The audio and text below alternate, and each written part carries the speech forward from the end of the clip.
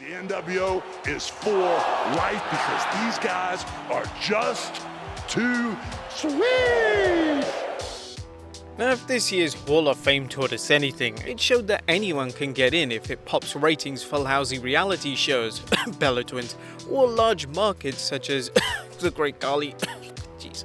But sadly, that's not all it taught us, as it also reminded us that our childhood is getting old. The men and women we grew up idolizing are no longer the youthful heroes we idolized, but dare we say it, mere morals.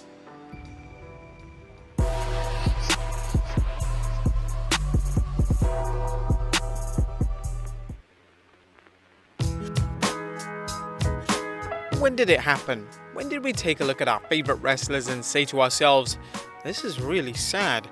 When did superstars who put in the immortal in the showcase of the immortal suddenly become all too moral? Titans such as John Cena, Bret Hart, The Undertaker, Triple H, Jeff Hardy and others now serve as lessons in the aging process. And while I'm not going to list many wrestlers who have lost that larger-than-life luster, let's look at one superstar who looks completely different now than he did during his heyday and who is a shell of himself.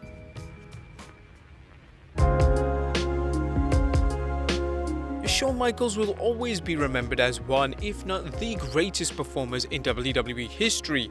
But looking at Shawn Michaels today and comparing him to the superstar of the 90s, it's a lesson in the ravages of time. The long-haired, handsome star who rightfully earned the nickname the Heartbreak Kid and whose song Sexy Boy was a marvelous match for him has undergone a huge physical transformation, so striking that it's a wonder how it hasn't fueled rumors there are two versions of HBK. Much like those ridiculous rumors from the 90s that were two versions of the Ultimate Warrior. And no, we're not talking about that WCW ripoff, the Renegade. Now, while our favorite wrestlers might look like our grandparents now, it's crucial to remember the physical toll that wrestling took on them. He throws him up on the other side. That's it, he's dead. Wrestlers who worked in the 90s worked a grueling schedule with little time off. Add in the various injuries that wrestlers sustained, as well as the reality that wrestlers typically work with some sort of nagging injury, and there's no denying the punishment they endured every night for decades, accelerating the already inevitable ravages of age. As bad as wrestlers' hellacious schedules were, superstars from this era competed at a time where the long-term effects of concussions were unknown. Watch a match from the 90s or the first few years of the 21st century, and you'll see wrestlers taking bumps they'd never take today. These range from unprotected chair shots to head moves now known to cause problems to the neck and spine such as pile drivers and diving headbutts. Oh, man, what a counter! While doctors and scientists have yet to understand everything there is to know about the causes and long-term consequences of CTE, you can be certain that far too many of yesterday's performers are dealing with the damaging effects of concussions. And no discussion of wrestlers who look beat up can be made without discussing the well-known abuse of drugs and alcohol in the wrestling industry. While the wrestling industry is far from alone in having a mentality of if it feels good, do it, many promotions turned a blind eye to their wrestlers' recreational activities for relaxing by any means necessary in an arduous work environment. When you see this symbol, you can be assured of drug-free sports entertainment. Considering the following scenario, one that sadly is not the expectation to what many wrestlers did during the 90s. Wrestlers would party hard after shows using drugs and or alcohol to unwind after a long day. In some cases, wrestlers found the need to down some sort of sedative to help sleep, but then when it was time to wake up, they would find some sort of stimulant to get the day started. Equally problematic was the use of painkillers and muscle relaxers to deal with injuries, and it's a miracle more wrestlers haven't died at a young age. Throw in the use of PEDs that have ravaged the body, and few superstars have escaped unscathed.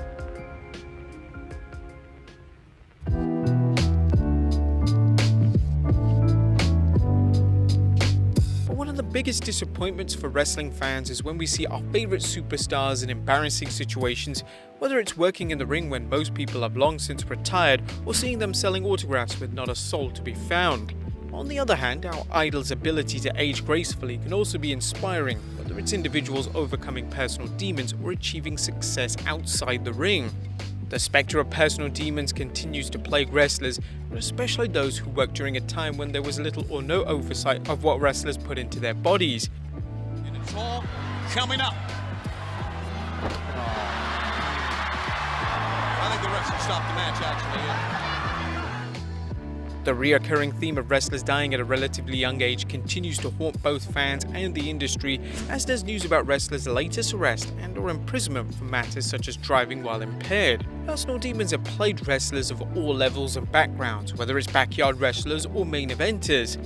While every story is sad, fans are especially troubled when a top star falls from grace, especially a beloved crush such as WWE Hall of Famer Sunny. At one point, the most downloaded woman online, Sunny's smoking hot sexiness made her a fan favorite until her substance abuse struggles destroyed her career and began a revolving door relationship with jails and prisons. Her inability to get sober has been matched by her racist and hateful comments during those brief periods when she has been out of lockup.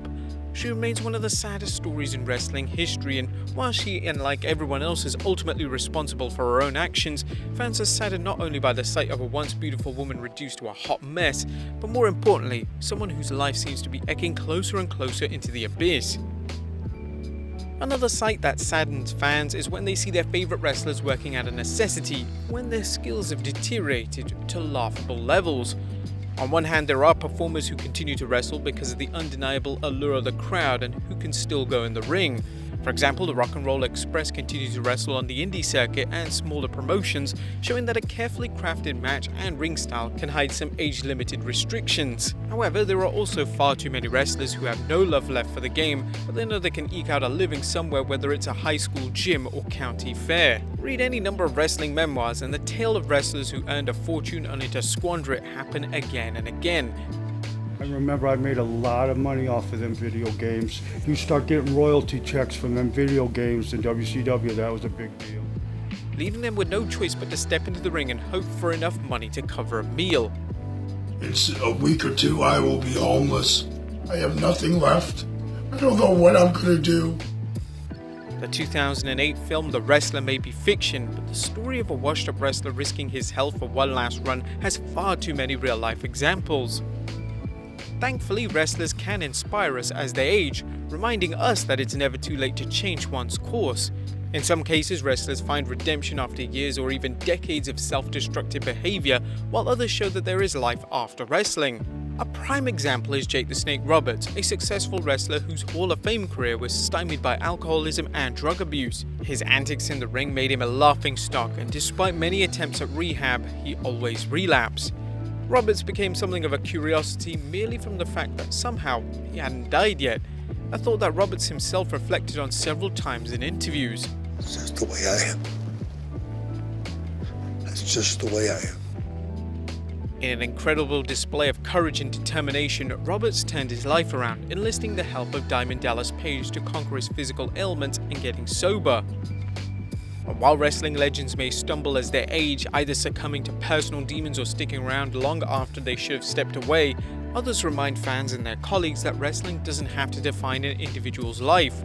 One example is Kane, a superstar who invested his money wisely, forging a career in insurance and later a politician. Likewise, Rick Steiner may have portrayed a dim-witted musclehead in the ring, but he became a real estate agent and later a member of the local school board. Shawn Michaels' career and personal life serves as an example of the good and bad things that come with age. Michaels, whose substance abuse problems plagued his career, found personal redemption, overcoming his personal demons and returning from what seemed like a career-ending injury. He went on to retire on his own terms, other than an ill-advised one-night-only appearance at 2018's Crown Jewel.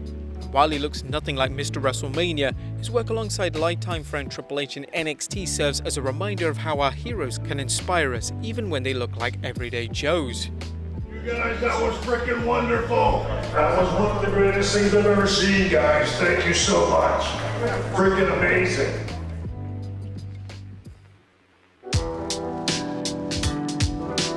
It's been said that time waits for no man, and as we age ourselves, the very real changes in our childhood heroes is a reminder of our own mortality. However, just as our wrestling heroes' great moments will live forever, so can we attain a sense of immortality by our own individual actions and accomplishments. An ancient proverb states, "Life is short, art is long." If that doesn't inspire you, consider the words of legendary baseball player Satchel Paige, who quipped, "Age is a case of mind over matter. If you don't mind, it doesn't matter." If someone like me can do that, just imagine what you can do. But how do you feel about the legends who no longer look legendary? Be sure to leave your comments down below, and I'll see you next time with some more wrestling content.